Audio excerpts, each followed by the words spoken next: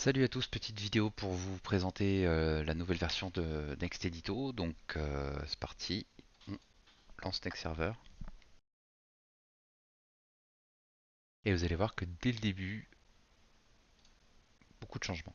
En tout cas, c'est beaucoup de changements d'interface. Donc voilà, maintenant vous vous retrouvez directement avec votre journée ici à choisir et vos 9 matchs par journée. Voilà, donc on va choisir des matchs de la J20. Hop, voilà, on a tous nos matchs. On va prendre par exemple Lyon-Lille. Et voilà.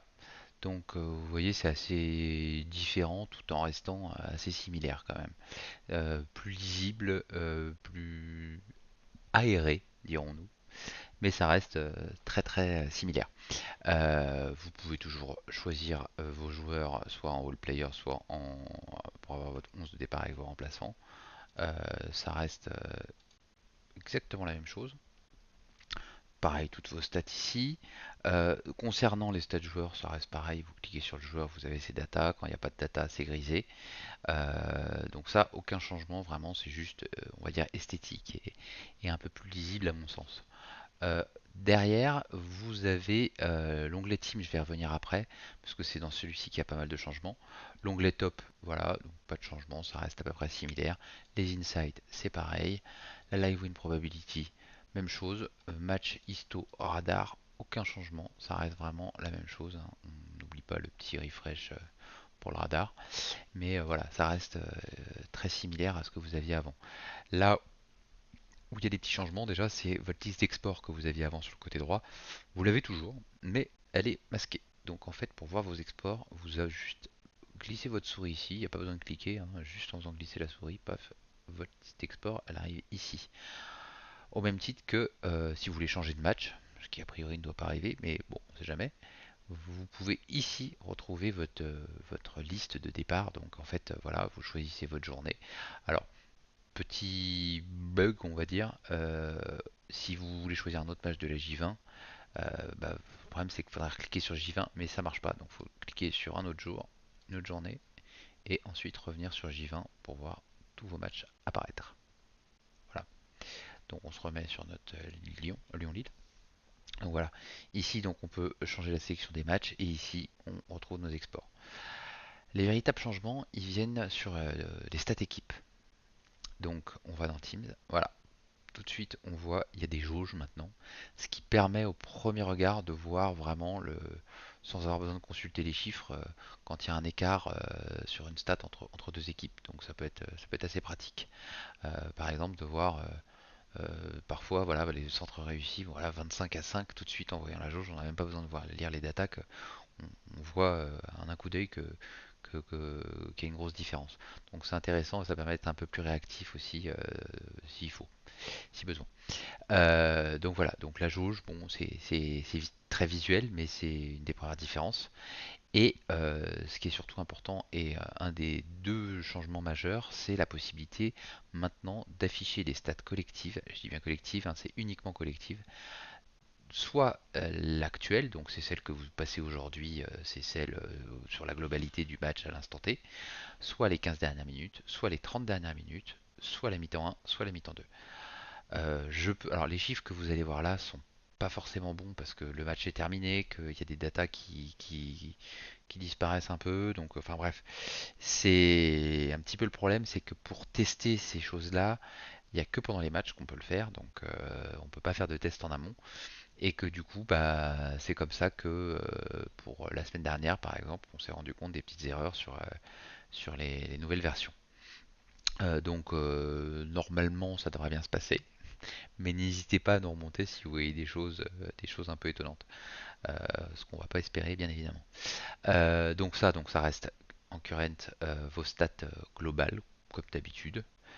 Les 15 dernières minutes, je clique dessus, j'aurai mes stats de 15 dernières minutes, 30 dernières minutes, mi-temps 1, mi-temps 2. Voilà. Il faut savoir une chose, c'est que ces stats, toutes les stats ne sont pas concernées par ces périodes, on va dire. Puisque alors toutes les stats ça fonctionne. La possession, vous aurez par exemple si je choisis 15 dernières minutes, que je choisis ma possession, je fais un head to head, donc vous allez voir au preview, j'ai bien les 15 dernières minutes, possession 15 dernières minutes. Si je fais la même chose pour 30 minutes, par exemple pour les tirs, head to head, hop, tir 30 dernières minutes. Voilà. Par contre, toutes les stats à pourcentage, excepté la possession, donc ça va être les passes réussies, bon, vous voyez, ils sont grisés, tout simplement parce qu'on c'est des datas on peut pas avoir. Comme c'est des pourcentages, en fait, Opta fournit la possession des 15 dernières minutes. Ça c'est une valeur qu'ils fournissent. En revanche, faire un calcul des pourcentages, c'est impossible. Donc, du coup, sur les 15 dernières minutes, c'est pas possible. Donc, on ne passe pas les stats pourcentage autres que la possession. Voilà, pour tout le reste, ça fonctionne. Donc voilà, ça c'est le premier changement majeur. Ensuite, le deuxième changement majeur, c'est ici. Vous avez un onglet tactique. Et donc ici, vous allez devoir créer une compo. Donc voilà, l'idée c'est que vous allez faire une compo tactique, la même que l'opérateur graphique, à la différence que celle-ci s'animera et pour montrer les positions réelles des joueurs. Je vous montrerai ça après. Il y a l'idée, c'est de passer cette stat, on va dire, une fois par match, si possible, hein, évidemment, si Greg la veut. Euh, mais cette stat ne passe, la consigne qu'on a en tout cas, c'est de ne passer cette stat que si le 11 de départ n'a pas changé. Donc il ne faut pas qu'il y ait eu de changement, il ne faut pas qu'il y ait eu de carton rouge. Voilà, ça c'est la consigne de la ligue. Donc on va la passer peut-être à la 50e minute du match si s'il y a eu zéro changement et pas de changement de carton rouge. Enfin voilà. Euh, donc voilà, donc vous avez votre tactique ici. La première chose, donc vous avez home et away, donc c'est équipe domicile, équipe extérieure évidemment. Ces boutons-là, j'y reviendrai plus tard. Vos remplaçants, votre équipe pardon, titulaire ici. Ici, vous choisissez un système, donc vous verrez qu'il n'est pas du tout, enfin, il n'est pas bien placé. Vous devrez replacer vos joueurs de toute façon. Donc, par exemple, on va choisir un 4-2-3-1, et évidemment, il y a déjà des joueurs placés puisque il y a eu des tests qui ont été faits en amont. Donc là, je vais les virer pour vous montrer. Voilà, il suffit de faire un petit drag and drop. Alors c'est basé sur la même compo que pour ceux qui connaissent qu'on a sur la Coupe de France. C'est pas comme sur la Ligue 1, donc c'est pas tout à fait pareil. Donc on choisit notre système et ensuite on a deux possibilités, soit de faire glisser le joueur dessus pour le mettre là où il faut, soit de double-cliquer. Donc pour ceux qui connaissent pas ce deck serveur euh, version Ligue 1 ou autre d'ailleurs, euh, on peut double-cliquer et en fait chaque box en fait a un numéro. Donc le gardien c'est le 1, ensuite on va faire de gauche à droite, donc ligne par ligne. Donc les défenseurs 2, 3, 4, 5. Là c'est un 4, 2, 3, 1, donc la troisième ligne, pardon, la deuxième ligne c'est les deux milieux récupérateurs, donc 6, 7, 8, 9, 10, 11. Donc en fait si je clique sur le gardien, ensuite on va mettre par exemple, je vais faire un peu au pif, on s'en fout. Voilà, vous voyez ça se remplit dans l'ordre où je clique, toujours de gauche à droite. Voilà. Là, si je fais show preview, je vais voir ma compo et vous allez voir que ça ressemble pas vraiment à ce qu'on veut. Voilà. On se retrouve confronté à deux problèmes. Donc déjà, évidemment, les joueurs sont mal placés, mais l'autre problème, c'est qu'on a les noms Opta. Donc évidemment, quand vous allez l'envoyer à l'opérateur, lui, il aura les bons noms, puisque à la manière de certaines autres stats, ça utilise les noms de la machine graphique. Le problème, c'est que vous, quand vous allez faire votre compo, bah, par exemple, là, évidemment, les quatre défenseurs, on ne peut pas les placer sur la même ligne parce que c'est trop long, alors qu'en fait, on aurait pu avec les noms de l'opérateur graphique. Donc ce qu'on va faire, c'est que vous retournez dans Stats, ici, et en cliquant sur les joueurs, par exemple, je clique sur gardien, je fais clic droit, on peut l'éditer et donc enlever les initiales qui sont un petit peu gênantes, qui prennent de la place et surtout avoir les mêmes noms que l'opérateur graphique. Par exemple, Clinton Mata, c'est un bon exemple puisque Opta l'appelle Clinton Mata, nous on l'appelle juste Mata. Maitland Nice, on enlève l'initiale. Donc ça, faudra que vous le fassiez. Pareil, Abder Vinicius, nous on l'appelle Abner. Donc ça, calez-vous avec votre opérateur pour, pour avoir savoir la même chose, et ce qui vous permettra d'avoir en visu, vous sur votre preview, euh, exactement ce qu'il y aura en sortie de la machine de l'opérateur. Donc, alors Morera, pour le coup, on l'appelle A.Morera. Donc c'est pour ça qu'il faut vraiment voir avec l'opérateur pour les petites subtilités, puisqu'il y en a qui ont des usual names. Donc, Morera, c'est A.Morera pour le coup. Et puis d'autres n'en ont pas. Donc voilà, donc bon, les remplaçants, ça sert à rien de les faire, hein. Vous avez juste votre 11 à faire, le reste ça sert à rien. Bon, vous ferez pareil sur l'équipe B. Vraiment, il y a des différences, hein. Je vois Mathias Fernandez, évidemment, on l'appelle pas comme ça, même si c'est tout aussi long, puisqu'on l'appelle Fernandez Pardo. Euh, Bref, voilà. Une fois que vous avez fait vos modifs, là, on va refaire un petit preview. Et là, on va voir qu'on a des noms un petit peu plus cohérents. Ensuite, pour les placer, pour les bouger, parce que là, évidemment, on va pas laisser ça comme ça. On a la chance, entre guillemets, par rapport à une compo, au mini compo, d'avoir tout le terrain pour pouvoir faire nos compos. Donc on va placer notre attaquant ici. Donc on bouge les, les blocs avec le clic droit. Et on va placer nos joueurs comme ça.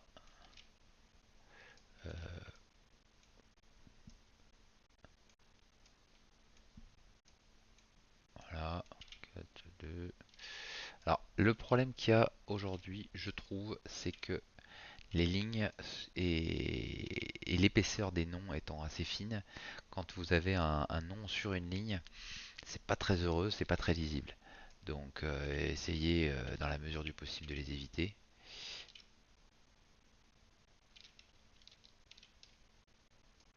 Voilà. Mais bon, ça va peut toujours être simple, hein, donc on pourra pas. Voilà. Voilà. Et voilà. Donc là, j'ai fait un truc assez grossier. Pour ceux qui connaissent, vous aurez aucun problème à vous adapter. Pour ceux qui connaissent pas, je vous explique un petit peu comment ça marche. Parce que l'idée, c'est quand même que voilà, là, les joueurs sont pas alignés et tout ça, donc on va essayer de faire un truc un peu plus propre. Sur cette version de compo, on peut donc, pour les aligner, on va cliquer sur le S ici. Voilà, les petites pastilles tremblent. Et on va cliquer sur notre joueur référence. Donc je vais regarder un petit peu lequel ça pourrait être. On va dire Abner par exemple. Donc je veux qu'ils soient tous alignés en hauteur avec Abner. Donc je sélectionne mon joueur référence en premier, ensuite mes deux autres joueurs. Et là vous voyez j'ai un petit menu. À partir du moment où je sélectionne deux joueurs, j'ai ce petit menu là qui apparaît. Et soit je peux aligner mes trois blocs par le haut, par le bas, par la gauche, par la droite, par le centre, etc. etc. Donc là on veut les aligner par le haut ou par le bas, hein. Et donc là, hop, j'ai bien mes trois joueurs alignés. Ensuite, je veux pour les désélectionner. Donc, soit je reclique dessus. Donc, attention pour les sélectionner, c'est clic gauche, hein, pas clic droit pour le coup. Donc, soit je reclique dessus sur chacun d'eux, soit j'appuie ici et je rappuie pour en sélectionner d'autres. Donc là, en l'occurrence, je prends mes deux là. On va les aligner par Morera. Hop, voilà. Pas de grand changement, hein, mais voilà. Et les défenseurs, ça va pas l'air trop mal. On va les aligner par Mata. Hop, par le bas ou par le haut. De toute façon, c'est pareil, hein. Et je peux aussi, voilà, mon gardien, on va dire que je trouve qu'il est centré. Et je veux que ma ligne là soit centrée, soit alignée par la gauche. Pour qu'ils soient tous alignés bien comme il faut. Donc là, voilà, on va dire que j'ai un 4-2-3-1 qui me convient. Et voilà. Maintenant, je vais aller faire un fetch position. Là, je vais récupérer les positions au moment où je veux diffuser la stat, hein, ça faut le faire évidemment, ça sert à rien de le faire avant, mais au moment où Greg va vous dire bah tiens, montre-moi la stat des positions moyennes, vous cliquez sur Fetch Position. Là vous voyez il y a le bouton là c'est grisé et on voit ce que ça donne. Initial, donc ça c'est notre compo initial, et la position réelle. Donc ce que ça donne en visu, si je vous fais un preview là-dessus, on va se mettre là, paf, hop, la compo arrive et boum, alors là, il n'y a pas tous les joueurs parce que évidemment, il nous manque des datas, comme je vous l'ai expliqué tout à l'heure, mais on aura bien tous les joueurs au moment où l'on verra. Ok, donc voilà, voilà à quoi ça ressemble. Le petit problème qu'il y a aujourd'hui, et pas des moindres, c'est que actuellement, quand vous fermez Next Server, ce qui potentiellement pourrait arriver, Quand vous le rouvrez, la compo que vous avez faite n'est pas sauvegardée. Donc je vous invite soit à éviter de fermer Next Server, ce qui est une bonne idée, soit à la chance que vous avez par rapport à l'opérateur graphique, c'est que de toute façon cette stat-là, vous n'allez pas la passer tout de suite et vous aurez bien le temps de la préparer parce que de toute façon, elle passera pas avant soit la fin de la première mi-temps, soit le début, les 10 premières minutes de la deuxième. En théorie, ce sera à peu près par là que ça va passer. Il y a peu de chances que ça passe avant et peu de chances que ça passe après, puisqu'après il va commencer à y avoir des changements et de toute façon on ne peut plus la passer quand il y a eu des changements. Donc vous avez le temps. Donc pas de stress, tout va bien. Encore une fois, ce qui est important c'est de se caler, d'avoir les mêmes noms que l'opérateur graphique pour pouvoir préparer votre compo de base et que vous ayez le même rendu en visu que ce qu'aura l'opérateur graphique. Mais voilà, ça c'est voilà, calez-vous sur ces noms à lui pour pouvoir faire votre compo. Voilà, et donc ouais, bon, on fait la même chose pour la deuxième compo, on choisit machin. Voilà. Il est possible, parce que j'ai eu le problème plusieurs fois, donc c'est un truc que je remonterai. Il est possible que, d'ailleurs je vous conseille de le faire dès que vous arrivez sur votre machine et que vous démarrez Next, allez tout de suite dans Tactique, voir si vous avez bien les systèmes. Parce que on s'est rendu compte que, enfin je me suis rendu compte tout à l'heure que bah, en relançant parfois il n'y a plus de système. Alors en soi c'est pas très grave parce que vu déjà le système n'est pas indiqué dans la compo et vu que de toute façon à la base vous devez repositionner les joueurs, bon bah au pire des cas vous les positionnez à la main sans partir d'un système de base, ce qui n'est pas très grave. Donc voilà. Respectez quand même l'ordre des cases, hein, enfin des blocs. Donc bien 1, 2, 1, 2, 3, 4, 5, 6, 7, 8, 9, 10, 11. Voilà. Donc voilà pour les joueurs. Pareil, hein, ça s'envoie de la même façon. On clique sur Play ici. On a notre preview. Hop. Et on valide pour l'envoyer à l'opérateur, hein. Donc on l'a bien dans notre liste d'export. Ici voilà, Average Position. Et donc voilà pour le petit bouton save ne sert strictement à rien. Mais bon, ça vous fait enregistrer un fichier, donc n'essayez pas de vous en servir, ça sert à rien. Le truc vraiment auquel il faut penser, c'est de toujours, parce que peut-être que Greg va vouloir l'avoir à la 20e minute, on sait jamais. Donc vous allez faire un fetch position, vous allez avoir donc les positions de l'équipe à l'instant T. Mais si finalement il décide de pas la passer et qu'il vous la redemande 20 minutes après, il faudra bien penser à refaire un fetch position à chaque fois avant de l'envoyer à l'opérateur graphique.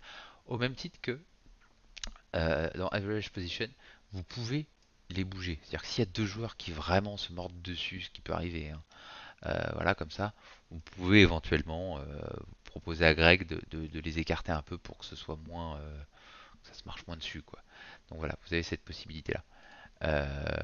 Donc voilà, pour les compos, n'hésitez pas, je vous invite quand même, surtout pour ceux qui n'ont pas fait de Coupe de France ou d'Europa League, parce que c'est le même système, mais pour bien appréhender le système des compos, à vous poser un peu dessus et à manipuler un petit peu avant pour ceux qui l'ont pas fait, parce que voilà, pour être à l'aise avec l'outil. Donc voilà, je reviens sur ma petite page. Non, sinon il n'y a pas de nouveauté plus que ça, même si c'est quand même deux belles nouveautés. Déjà une nouvelle interface qui est plutôt sympa. N'hésitez pas d'ailleurs si vous avez des, des commentaires à faire dessus, à nous remonter vos avis et tout ça pour qu'on puisse, pourquoi pas, prendre de nouvelles idées.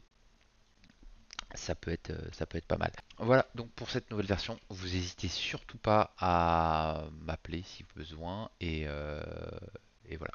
Et je vous souhaite de bons matchs.